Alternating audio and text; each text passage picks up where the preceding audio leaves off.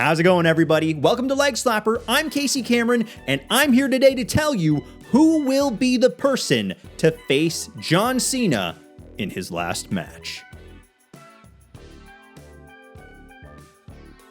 As we all know, the Last Time Is Now tournament is nearly upon us. It's set to be, I believe, 16 people, so I have picked my 16 people who I believe will end up in this bracket for real. I'm not trying to fantasy book this, I'm trying to pick people who actually make sense for storytelling. As we all know, Triple H said just a little while ago, their whole focus is not on good matches, but on storytelling. So, while you may not be happy with some of these picks, I think this is probably the most likely outcome for this tournament. As we already know, we have a first round match between Sheamus and Shinsuke Nakamura, and I think everybody and their mother can tell you that Sheamus is going to be the one to win this match. It really doesn't make sense for Shinsuke Nakamura to win this. It doesn't even really make all that much sense for him to be in the tournament. I love Shinsuke Nakamura. I think he's fantastic, but when you think of the people that are currently part of the WWE roster, you probably don't think of Shinsuke Nakamura when it comes time to be like,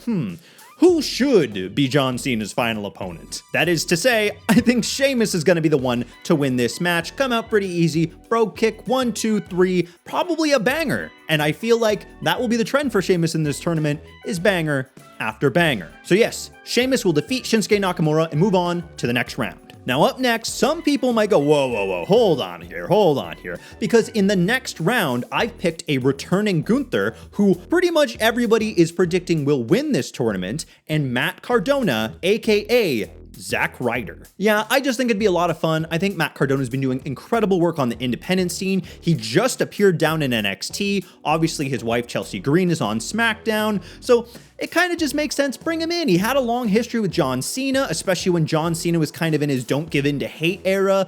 Of course, you know, all those awful things that had to happen to Zack Ryder. I think it would be really fun to see Zack Ryder get a shot in this tournament to go and see John Cena and be like, hey, you know what? Look at how different I am now. I'm here to seize this opportunity as the new me. And of course, at the same time, it's pretty easy for Gunther. What's his storyline? Well, he's returning. Gunther already retired Goldberg. Why not retire John Cena? Do I think it'll be a squash match? No, not exactly. Do I think Matt Cardona is going to be the one to beat Gunther? No. I think Gunther's going to be the one to beat Matt Cardona and move on to the next round for yet another rematch with Sheamus so that they can have a fun banger. Look at me, I forgot to move Sheamus up the bracket. There we go. Sheamus versus Gunther in the next round. Let's get to the next match. Up next, we've got Penta and a returning Dolph Ziggler, aka Nick Nemeth. Now you may say, okay, well, hold on. We're having too many people return. Don't worry, there's not that many. And it's not like this one's that big of a stretch. Nick Nemeth is down in TNA and WWE is actively working with TNA. So this is a very, very real possibility. Why Penta versus Dolph or Nick Nemeth or whatever you want to say? I'm just going to say Dolph for the sake of this video. But why these two? Well, it's a random draw. We've got Penta in here because we need that fun, high fly vibe, the luchador style. We need someone that can bring a lot of excitement to the tournament. And a tournament like this is a great way to put Penta on the map of, look, this is a guy who can be a big deal, whether in a tag team or in a singles run. At the same time, we've got Dolph Ziggler, who has a great deal of history with Cena. Their feud back when Dolph was the Money in the Bank holder, or that awesome Survivor Series match where Dolph was on Team Cena. There's so much that you can do there, but unfortunately, just like Matt Cardona, I don't think WWE would be all that interested in having someone that isn't really in the WWE getting all that far, except for one exception that we'll get to later.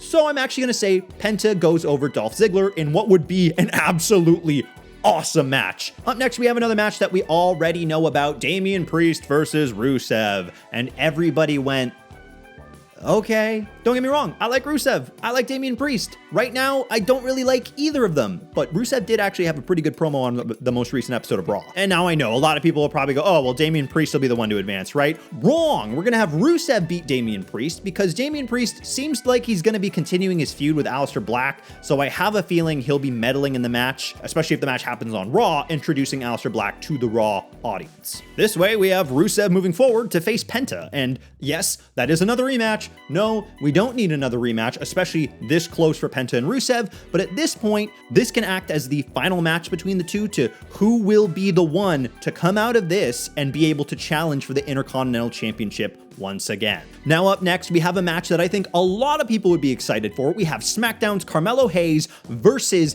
NXT's Trick Williams. And now I know you may think, oh, it's too soon to do a match like that. And I would completely disagree with you. I think if they really want to focus on storytelling for this tournament, which, I mean, let's be honest, are they really going to do that? No, probably not. But let's hope they are. And I think Trick Williams versus Carmelo Hayes is the exact right kind of match that you want on an episode of SmackDown to bring viewership back to SmackDown, especially considering the numbers don't seem to be all that good right now. And there's so much fun you could have with this match. Carmelo Hayes and Trick Williams both have so much history. They're both young upstarts in the WWE, and this opportunity would obviously be amazing for either of them if they could move forward. Of course, Carmelo Hayes is actively in a feud with The Miz on SmackDown, so who should come out to try and cost Carmelo Hayes the match? Why not The Miz? Even better, you can continue moving their feud along while letting Carmelo Hayes advance in this tournament by having The Miz attempt to cost Carmelo Hayes, but Carmelo Hayes wins anyways. And I gotta say, a tournament like this would not be complete without The Miz, so of course, up next we have Solo Sikoa versus The Miz. Once again, both guys, lots of history with Cena. The Miz obviously main eventing WrestleMania against John Cena, beating John Cena for the championship. That's a lot. Solo Sikoa, a little bit less. And he's kind of got a lot going on with the MFTs right now. I have a feeling that they're going to have a lot to do in the tag division moving forward. So I think the best move here would actually be to have The Miz win in basically the same way that Carmelo Hayes did his match, have Carmelo Hayes come out and attempt to cost The Miz his match, only to accidentally give The Miz the victory. Up next, we have another fun surprise match, and it'll be NXT's, or I guess, well, not NXT's, still under contract with TNA, right? I'm talking about Joe Hendry. Sorry, just had to make sure. Yes, that's right. We will have Joe Hendry going one-on-one with Drew McIntyre. And I know, a bit of an odd pick here. We have the Scottish guys going at it. We've got Drew, who seems like he's going to be going for the world title in this tournament. That's a little weird. Well, guess what? We're going to have Joe Hendry get a surprise win over Drew McIntyre so that we can immediately get him out of this tournament and right back into hating on Cody Rhodes and feeling as if the entire world is against him. And for our final match in the first round of the tournament, we have LA Knight versus Bronson Reed. And I feel like most people would think, well, we need both of those guys for the War Games match, so what are we going to do here? Well, in my perfect world, and what I actually think the WWE is going to do is LA Knight's not going to be in the War Games match, but Bronson Reed will be. So in this first round, LA Knight will beat Bronson Reed, hopefully clean. This allows Bronson Reed to go on and do whatever the Vision's doing. This allows LA Knight to get into a big time tournament that can actually potentially change around his current trajectory in the company. Considering a lot of people want LA Knight to succeed, a lot of people want LA Knight to be in the spot that Jey Uso is in. So if we put LA Knight in this spot, now fans are going, whoa, is LA Knight the guy? Is Gunther the guy? What's going on? So yeah, LA Knight moves on to the next round. Because one thing that we gotta remember is that we do need multiple viable winners in order to make this tournament not so predictable. There's a reason that everyone on the planet is assuming that Gunther is gonna be the one to win, and I don't blame you for thinking that. I don't blame you at all.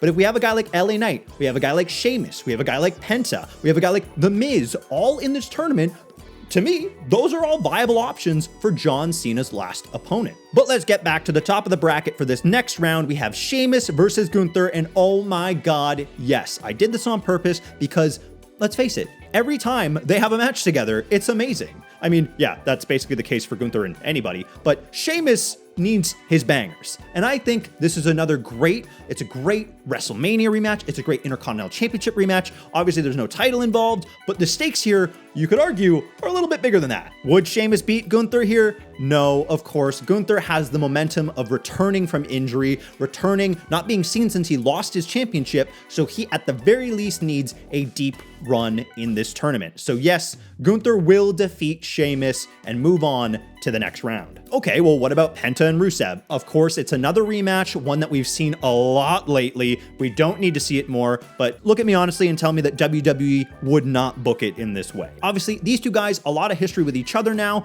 Rusev, much more history with John Cena, but I think this is the point where you have to pull a little bit of the trigger on Penta. No, we don't need to launch him into Penta's gonna be the next world champion, but what we do need to do is go, oh, Penta can get wins, and he can get wins when they matter. So Penta needs to beat Rusev in this tournament to go on to the next stage to face Gunther, which, oh boy, what a fun match. I mean, come on, you're telling me you don't want to see Gunther versus Penta? Okay, so next we have Carmelo Hayes and The Miz, and what do I think about that? Obviously, the two of them are in the midst of a heated feud. I don't think this match in this tournament should be like the blow-off for their feud. I don't think it should be the last match of their feud. I don't think it should be the thing that closes this chapter, because I think there's actually a lot you can do with Carmelo Hayes and The Miz if you really want to. It's a similar situation with Penta and Rusev. One guy, a lot of history with John Cena. The other guy, not so much. And in this case, instead of the newer guy, I'm actually gonna say The Miz should defeat Carmelo Hayes here to move on to the next round. And even though The Miz has been pretty dastardly lately,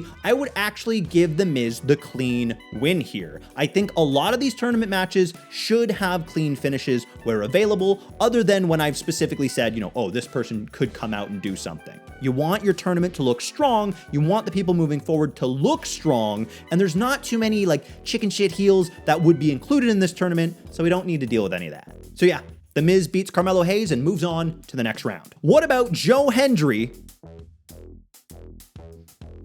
versus LA Knight? I'm sorry to tell you, if you're a Joe Hendry fan, I think this is where LA Knight would beat Joe Hendry and move on in the tournament here. I'm sure they'd have a fun match.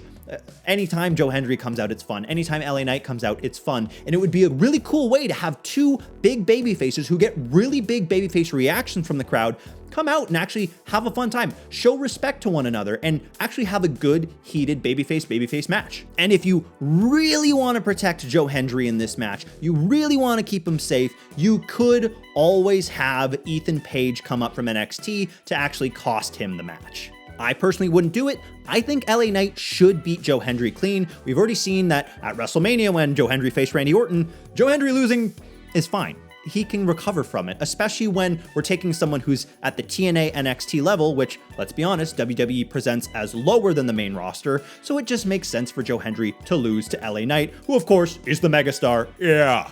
Okay, so we are officially in our semifinals of the tournament. We have Gunther versus Penta and The Miz versus LA Knight, and I'm sure you can imagine how both of these matches are gonna go. Gunther, Penta, oh my goodness. Do I want to see that match? Absolutely. Do I want to see that match on pay-per-view? Absolutely. Do I want to see it for a title? Absolutely. Do I want to see it at your local grocery store? Absolutely I do, because that match is going to be amazing. I don't even really care. You could have Penta beat Gunther. They won't. They won't do that because that's not the story. That's not a great story. Gunther has returned. He just retired Goldberg. He did just lose his title. He's got to get that back. But first, he's going to make a stop off to retire John Cena. Gunther wins in a dominant fashion over Penta to go to the finals of this tournament.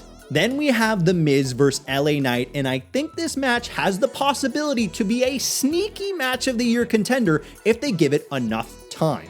Again, you've got two great workers in the ring, both with excellent stories. Yeah, LA Knight is newer to the WWE, but he did have his huge rise on SmackDown where he was working with Cena in opposition to Roman Reigns. And then we have The Miz, who, of course, you know, it's The Miz. Can he be slotted anywhere and it makes sense? Absolutely. Good for The Miz. Unfortunately for The Miz, I think LA Knight should be the one to win here. Not just because, yeah, we need babyface versus heel to finalize this tournament, but because The Miz isn't someone that I think people would be really hyped about as John Cena's last opponent. And this is coming from one of the biggest Miz fans on the planet, okay? So don't get snappy with me here. Love The Miz. I don't want to see him in John Cena's last match, unfortunately. And honestly, I wish there was enough time for us to get another Miz versus John Cena match, but I just unfortunately don't think it's going to happen. So that's right, LA Knight, yeah, moves on to the finals to take on Gunther for the honor of facing John Cena in his last match. A match like this should have a definitive winner. There should not be shenanigans involved. It should just be a clean, awesome match. Let both guys go, give it a full, I think it's supposed to happen at Survivor Series, right? And this is what I mean is, This is why LA Knight is not going to be in the War Games match. If it's at Survivor Series, LA Knight's going to be busy with Gunther.